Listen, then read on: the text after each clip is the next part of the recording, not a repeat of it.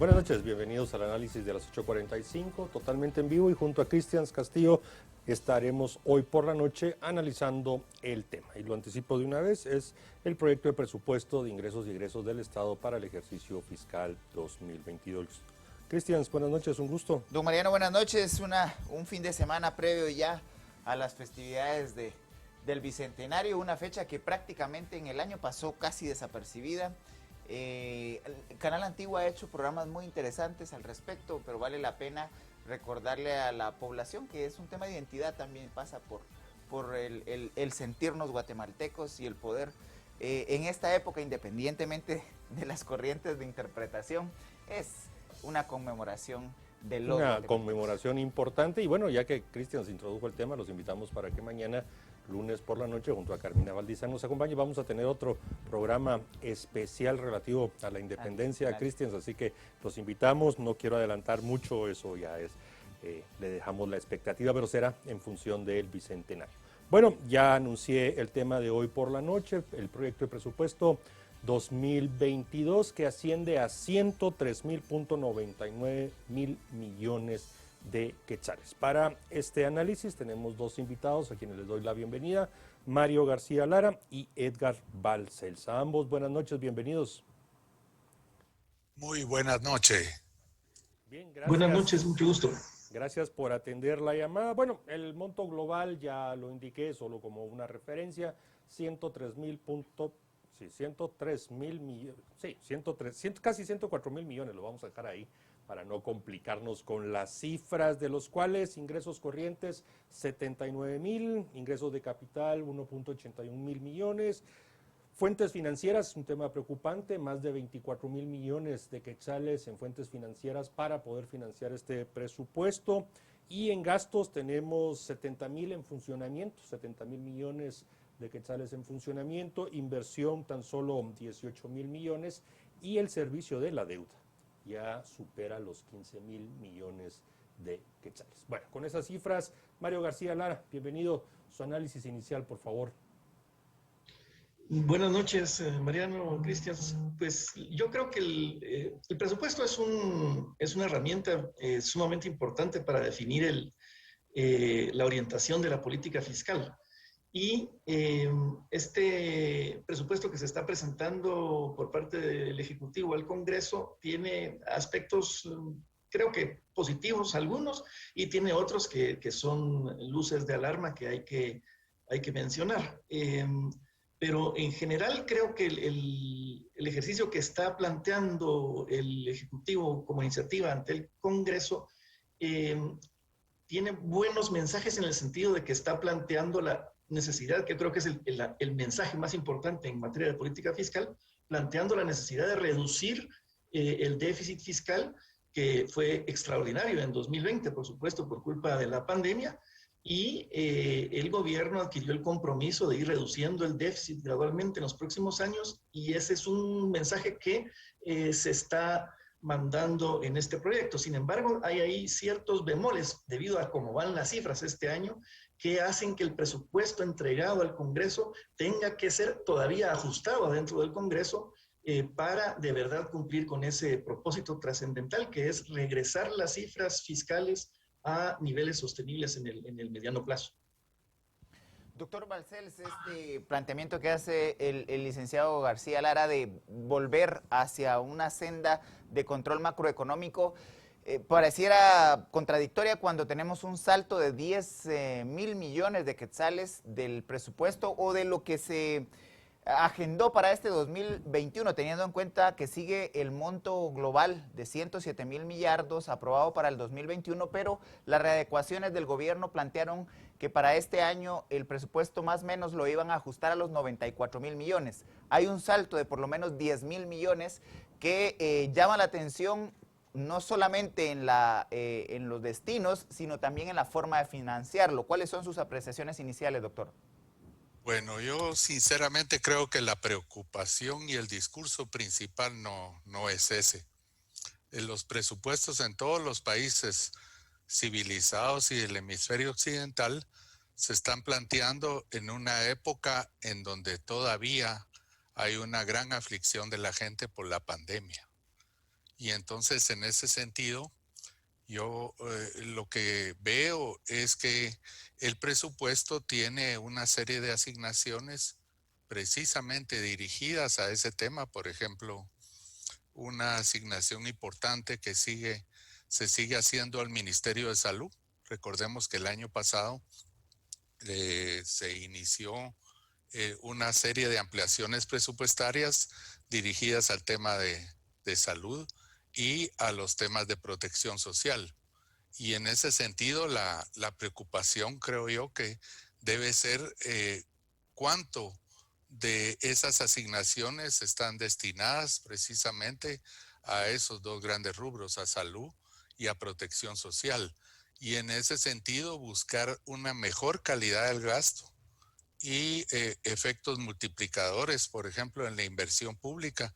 Se habla de que tan solo 18,000 millones de quetzales, pero eso debe ser correctamente utilizado en construcción de hospitales, de escuelas, etcétera, y eso revierte luego en la renta nacional de los países. O sea, una preocupación por un ajuste en estos momentos para mí no es la prioridad, sinceramente se los digo que eso es así es como yo pienso y así es como el Ministerio de Finanzas tiene que ir operando ante las presiones de la pandemia aún.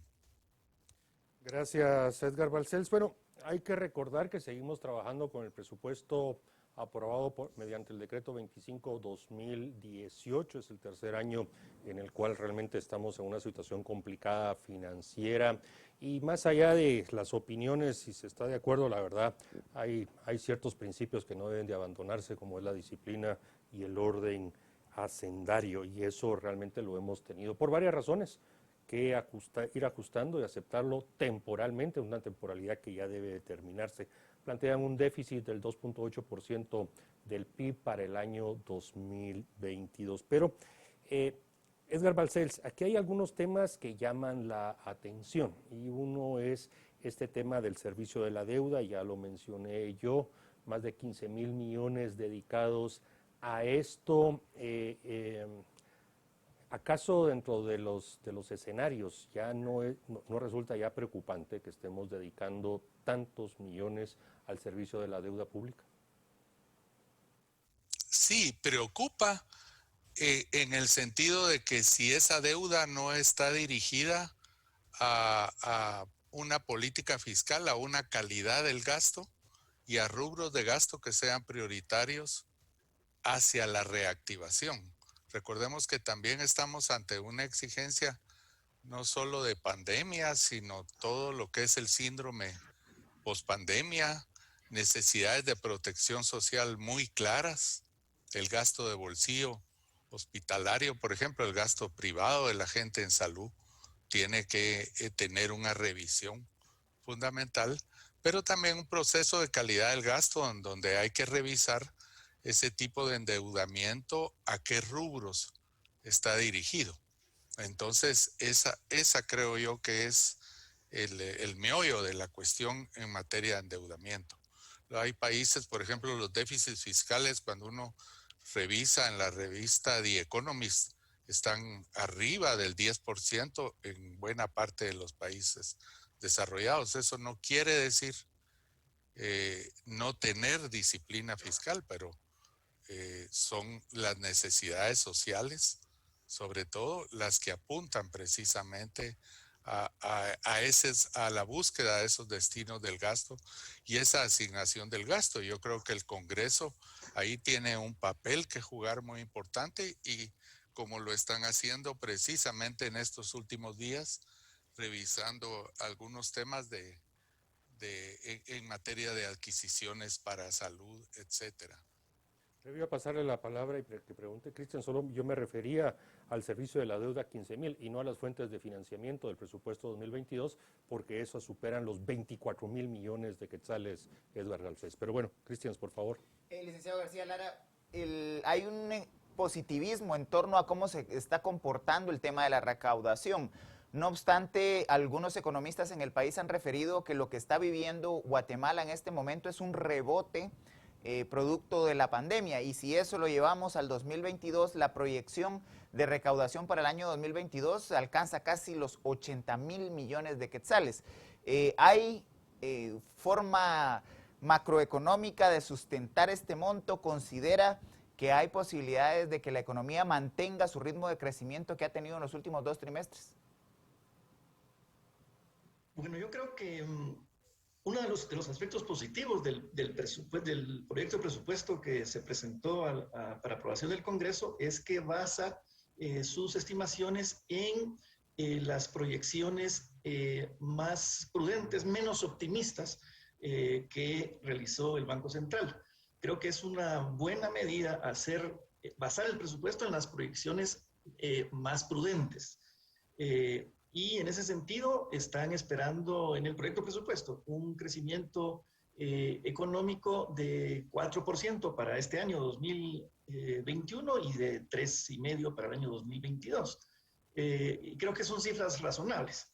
Tal vez si yo pondría más en duda las proyecciones optimistas de crecimiento de la economía y de crecimiento de los ingresos que lanzaron las autoridades hace un par de meses, porque esas proyecciones optimistas se basaban en los supuestos de que no íbamos a tener una tercera o cuarta ola de contagios, y estamos viviendo la peor ola de contagios. Eso no estaba en los supuestos, y se basaba en los supuestos también hechos muy explícitos, incluso en documentos del Fondo Monetario, de que la vacunación iba a ir viento en popa, lo cual tampoco ha ocurrido. Entonces creo que efectivamente las estimaciones no hay que hacerlas con mucho optimismo, hay que hacerlas con prudencia, y en el proyecto de presupuesto están hechas así. Pero yo sí quiero aprovechar para decirles que está pasando algo que es bueno, pero que paradójicamente confunde mucho y le hace daño a la viabilidad del propio presupuesto, y es que así como se está esperando una muy buena recaudación este año, por efecto rebote y también por algunas mejoras administrativas de la SAT, al mismo tiempo está habiendo una contención del gasto más grande de lo esperado, incluso más grande de lo esperado en el proyecto de presupuesto. Tanto ingresos como gastos van distintos ahorita que como va el proyecto de presupuesto. Y por lo tanto, lo que va a pasar es que este año 2021 vamos a tener un déficit fiscal más bajo del que está previsto en el proyecto de presupuesto. ¿Y a qué nos lleva esto? Yo insisto, a que la trayectoria de regreso a la sostenibilidad fiscal sí demanda que los déficits fiscales vayan gradualmente convergiendo hacia niveles más sostenibles. Tal como está planteado el proyecto de presupuesto, están esperando un déficit fiscal de 2,8% del PIB en 2022, cuando este año 2021 el presupuesto va a estar por debajo de eso. Y eso sí va contra lo que los mercados financieros locales e internacionales están esperando. Y por eso yo insisto que ahí es donde la paradójica situación en que van las cosas tan bien en recaudación y el gasto va tan lento, que el déficit fiscal este año va a ser mucho más bajo de lo previsto, y eso va a implicar que el año próximo el déficit también tiene que ser por lo menos igual de bajo que este año. Recordemos en esto, Mario García Lara, de que a finales del año pasado se había aprobado un presupuesto.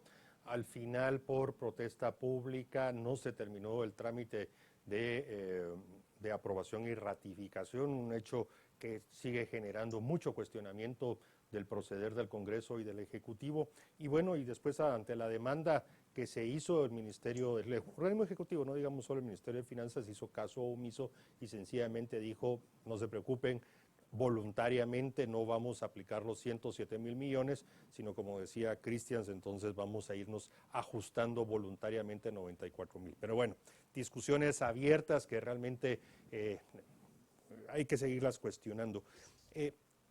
Hay una separata, riesgos fiscales, se denomina la misma, Mario García Lara, y precisamente hay algunos de los aspectos que usted mencionó ahorita, el tema de la vacunación, el tema y otros temas. Dos temas me llaman la atención y quisiera su opinión. Uno es el tema de la sostenibilidad financiera del endeudamiento municipal. Ahí hay un capítulo específico, realmente hay una situación en algunas municipalidades bastante complicadas, y el otro es la cantidad de demandas judiciales que se tienen que atender por parte del Estado de Guatemala. Los números colocados ahí ya superan los 7,000 millones de quetzales acumulados. Pero en fin, cuéntenos. Pues bueno, yo diría que uno de los temas estructuralmente más débiles que tiene el presupuesto de la República, del Estado en Guatemala, es su rigidez en muchos aspectos.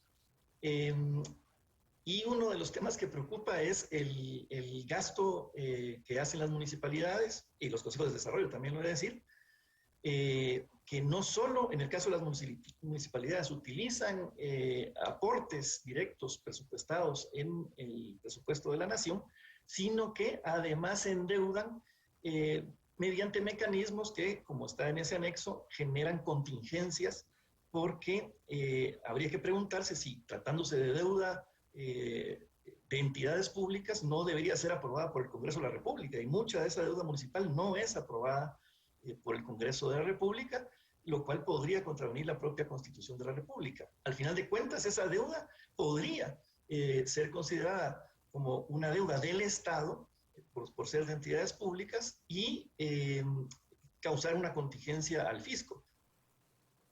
Y eso, digamos, también tenemos otros agujeros negros ahí que están en ese anexo. Y aparte de la deuda municipal, yo diría que está el tema de los adeudos que el Estado le tiene al Seguro Social, que es una contingencia también. Tenemos una contingencia terrible, que es el agujero negro el servicio de las clases civiles, pasivas civiles del Estado, es decir, los jubilados del Estado, que cada día crece más, sin que los ingresos, porque no están contabilizados los ingresos aparte del bolsón de recursos del Estado, y está creciendo cada día más el déficit de servir a los jubilados del Estado sus jubilaciones. Hay una serie de contingencias que, por lo menos, y aquí por lo menos hay que destacar lo positivo, se transparentan o por lo menos se mencionan en ese anexo. Pero que si las vamos sumando, entonces sí, el panorama de sostenibilidad fiscal, que no se ve aparentemente tan grave en las cifras de deuda como porcentaje del PIB, sí se vuelve muy complicado cuando ya se miran todas esas contingencias y su proporción de los ingresos tributarios, que es muy alta. Doctor Balcells, en 2 años con comportamiento atípico de la economía, no solo nacional, sino a nivel global por el tema de la pandemia, usted ha defendido en diferentes oportunidades la necesidad de un gasto público de calidad y oportuno. No obstante, para el año 2020, al cierre del 2020, el Ministerio de Salud no tuvo la posibilidad de ejecutar ejecutó menos del 90% del presupuesto asignado, que tuvo ampliaciones por el tema de la pandemia. Y el Ministerio de Trabajo fue el que más dejó en clara la incapacidad de ejecutar fondos, inclusive para atender al sector de los adultos mayores durante el año de la pandemia. El licenciado Lara ha planteado que hay una contención del gasto. ¿Considera usted que es contención del gasto o incapacidad de ejecución del Estado? Considero, Cristian, que es lo último.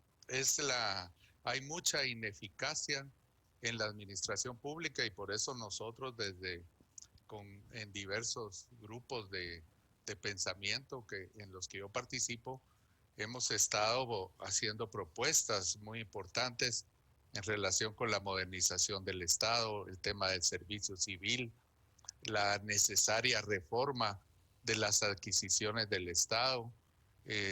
Más o menos en 2015, 2016 se hizo una reforma pésima y que obstruye mucho la eficiencia en la obra pública, en las licitaciones. Por ejemplo, el ICS ha tenido que recurrir precisamente por eso al apoyo de una entidad de Naciones Unidas para agilizar su gasto.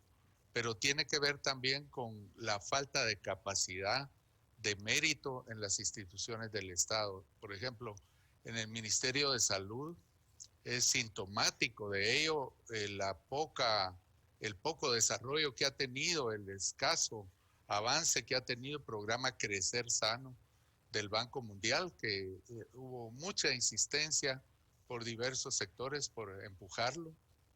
Y ahí está en el Ministerio de Salud un programa que todavía no logra despegar adecuadamente. Y como usted bien lo dice, en las asignaciones al programa del adulto mayor, que incluso tuvo asignaciones extraordinarias, precisamente como producto de los decretos de la pandemia, hay una buena cantidad de recursos que no se utilizaron. El Ministerio de Economía también a mí me llama la atención, el viceministerio de la pequeña y mediana empresa que sigue operando con los 400 millones de quetzales intactos, pasándolos de Banrural al crédito hipotecario, y hay una tremenda incapacidad ahí en ese ministerio, a pesar de que hay una gran necesidad en apoyo a la pequeña y mediana empresa en materia crediticia. Son entonces algunos de los muchos ejemplos que hay. Los cuales compartimos plenamente, porque yo creo que nos pasaríamos todo el programa, Edgar Balcells, siguiendo citando. Así es. Crecer sano es patético, y a eso le sumamos los préstamos que se aprobaron el año pasado para la construcción de hospitales. La cosa es aún más grave. Pero hagamos un paréntesis, porque Mario García llamó la atención de un tema que usted conoce muy bien y que creo que compartimos la preocupación. Esa quiebra que ya tiene el sistema de clases pasivas del Estado, que obliga a que del presupuesto ordinario, o sea, de los impuestos que pagamos todos, se tenga que subsidiar con un aporte de alrededor de 5,000 millones de quetzales adicionales, porque sus propios ingresos son incapaces de cubrir esas jubilaciones o esos pagos por jubilación tan magros que hay.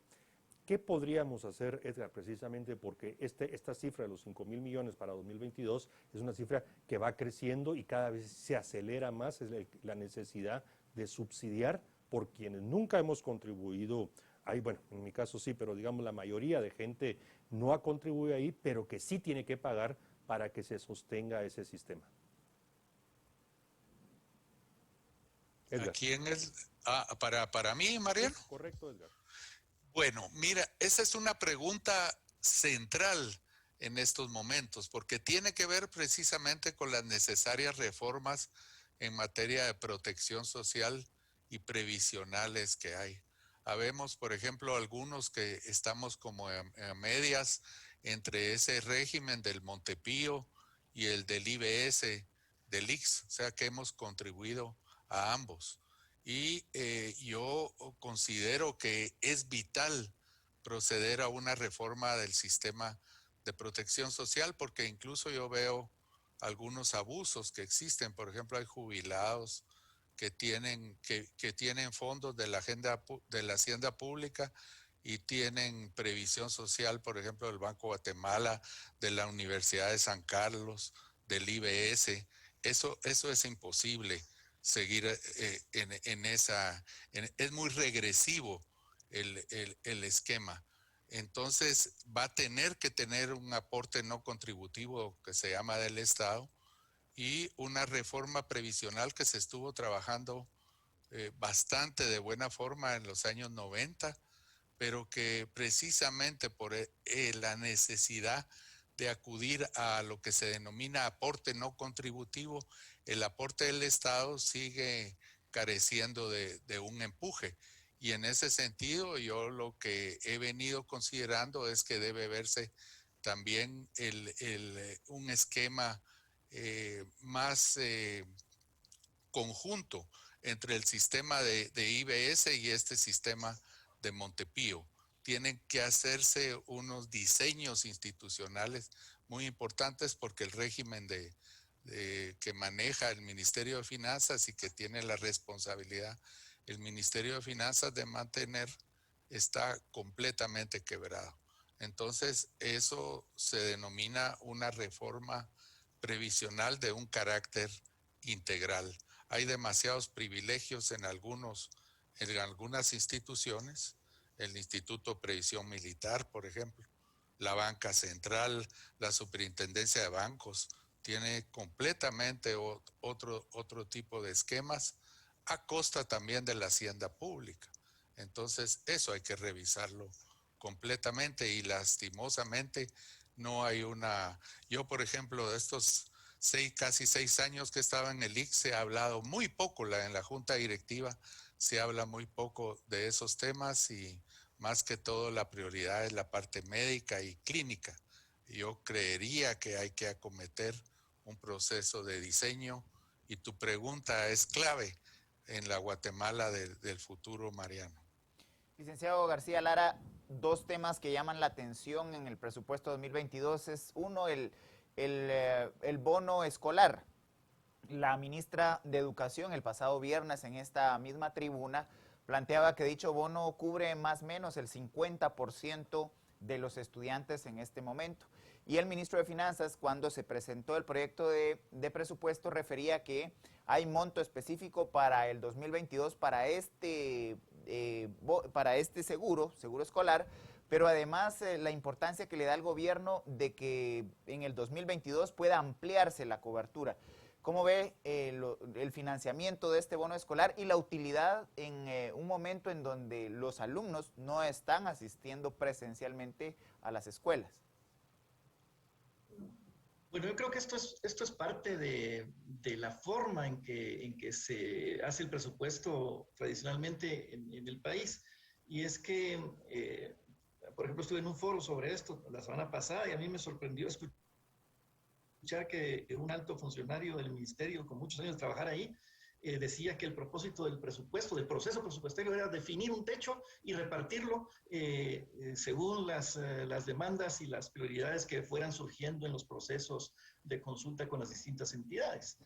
Y si esa es la mentalidad que existe, entonces al final resulta que lo que prima en las decisiones de asignación del presupuesto es conveniencias políticas coyunturales y no políticas de largo plazo. Y eso se refleja claramente en el tema del seguro escolar.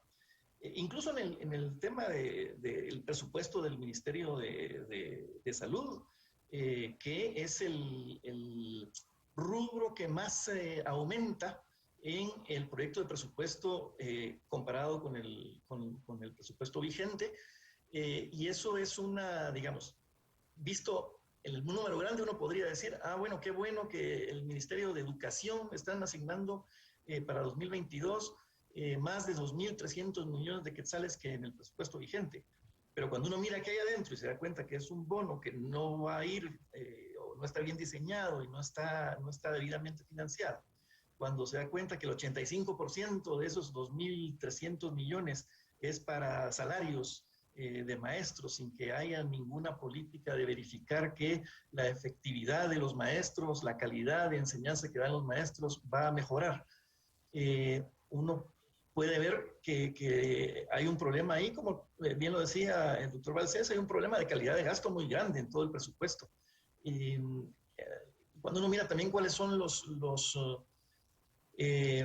rubros más beneficiados con aumentos el año próximo, se da cuenta que las prioridades son más bien políticas y no prioridades de política pública. Los rubros que van a subir tienen que ver con educación, pero más que todo son salarios, tienen que ver con salud, que es totalmente justificado por la pandemia, ¿verdad? Pero de ahí los rubros que suben son gobernación, defensa, ministerio público, y uno dice, bueno, aquí van las prioridades de este gobierno, que son prioridades políticas, pero en qué política pública de largo plazo se enmarca es muy difícil de determinar, justamente por la forma en que se hace el proceso presupuestario tradicionalmente en el país. Vamos a hacer un muy breve corte y regresamos, Mario García Lara, porque precisamente sobre esas principales asignaciones hay algunas dudas. Los esperamos.